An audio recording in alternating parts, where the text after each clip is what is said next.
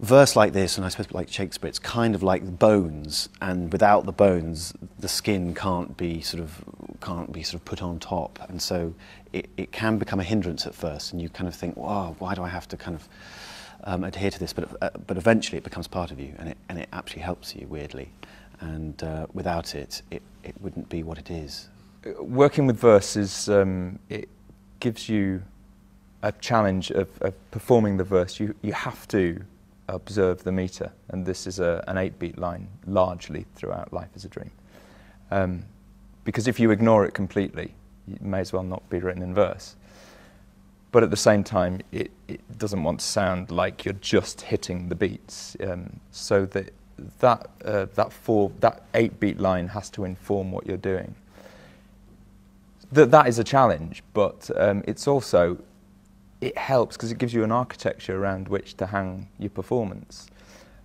On a really basic, simple level, it helps for learning something as well when you know what the rhythm is, and that's running out throughout the line. So it's a double-edged sword. In some ways it provides a challenge, and in some ways it provides a handy help.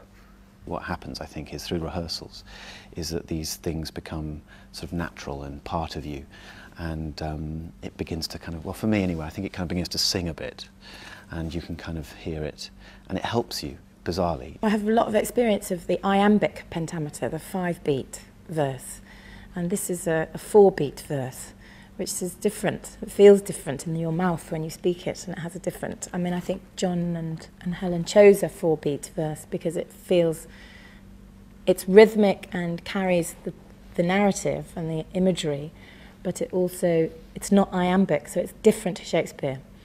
And it might feel slightly other, maybe more Spanish, perhaps, more Mediterranean, more less English, perhaps. And one of the reasons I was drawn to doing it was that I'd never done a sort of a big mouthful of a verse piece in such an intimate space, because verse sort of carries itself so beautifully in large spaces, and the energy required for the speaking of it. The muscularity of speaking it and the commitment you have to make to speaking verse, to go through and onto the end of the thoughts and the lines. It's trickier in a space like this.